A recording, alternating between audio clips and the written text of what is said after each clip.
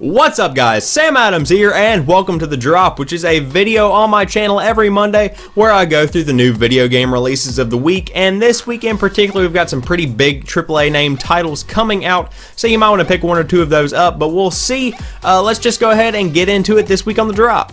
First off, we've got Borderlands The Handsome Collection coming to the PS4 and Xbox One, and this includes Borderlands 2 and Borderlands the pre-sequel, as well as all current and past DLC that is coming out and has come out for both of these games, all for $59.99, so I would say that's a pretty good deal, especially considering the amount of DLC that is actually included in this pack.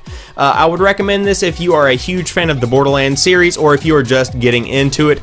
Kind of in between, you might not want to check this one out just because it is kind of pricey, but there is definitely some value to be had there. Also, if you play the pre-sequel right now on the Xbox 360, PlayStation 3, or PC, there is a new expansion pack coming out this week known as the Claptastic Voyage, which includes the Ultimate Vault Hunter Pack 2, allowing your player to level up by 8 more levels. You've got a whole bunch more badass weapons, which are pretty much the legendaries of the Borderlands universe, and also you've got a new raid on Digistruct Peak map, which is all included in the Claptastic Voyage, which is the expansion pack in which Handsome Jack is trying to find something that is hidden in Claptrap's source code, which means the entire expansion pack takes place in the mind of Claptrap, so you can imagine all of the weird sayings and crazy thoughts that go on in there. It's going to be a pretty good map pack, or expansion pack, excuse me, and IGN gave it a pretty good rating, so you might want to check that one out if that means anything to you, but it will also be included for free in the Handsome Collection as a download if that sounds like something you're interested in, so that is all coming out on this Tuesday.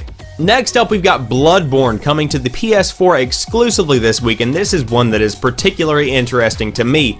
It takes place in this gothic town where you pretty much have to survive this terrible disease that's killing off the population by exploring the city, discovering its secrets, and defending yourself against these nightmarish creatures. It looks really beautiful, and there's this lighting effect that I can't really place, but I really like it. And of course, there are also these things called Chalice Dungeons, which are procedurally generated dungeons you can explore and conquer, and I can see this being pretty popular on Twitch as a streaming option, but we'll just have to see how it goes. This is coming to us from the makers of Demon Souls and Dark Souls, so you can imagine this is going to be pretty challenging. And also last week the news came out that the devs were actually having trouble defeating some of the levels that they had created. So whenever the person that made the game is having trouble beating the game, you know it's going to be challenging for the player, and that sounds like something that I might want to get in on. And this one again is coming exclusively to the PlayStation 4 this Tuesday. Next up, we've got Forza Horizon 2 presents Fast and Furious, which is kind of a promotion for the new Furious 7 movie coming out in theaters on April 3rd. And it contains cars ranging from a 1970 Plymouth Barracuda all the way up to a 2015 Dodge Charger.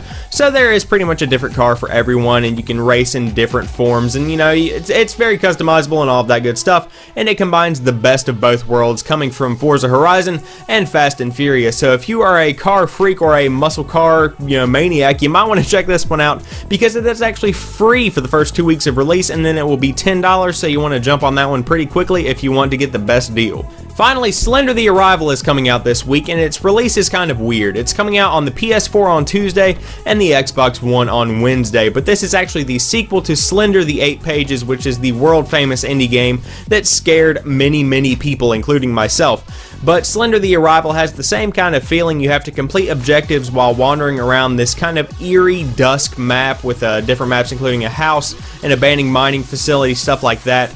And you have to kind of collect these things and avoid Slender Man, as well as some minions and things like that. It's pretty scary, pretty terrifying, and would definitely be fun to stream. However, if you are kind of lighthearted and you don't like scary things, I would not recommend this one. However, I do like it, and I actually watched a full playthrough of it on Twitch last year. The thing is, it's kind of short depending on how you play it, just a couple of hours, but there are multiple endings. I don't know how many are actually in the console release of the game, but there were 3 or 4, if I remember correctly, in the original game, so you might want to check this one out if you're looking for a good jump scare, something to stream, or just something kind of new to experiment with. It's coming out on the PlayStation 4 on Tuesday, and the Xbox One on Wednesday. So that about wraps it up, guys. If you enjoyed this video, don't forget to leave me a like down below and comment what new games you are going to be picking up this week. If anything, what really draws an interest to your eye. And also, if you are new to the channel, don't forget to head over and check out some of the other content. I do new videos like 4 or 5 days a week, depending on the week. So there's always something new for you to check out here on the channel. And as always, I want to thank each and every one of you guys for watching this video, and I'll talk to you soon. Peace.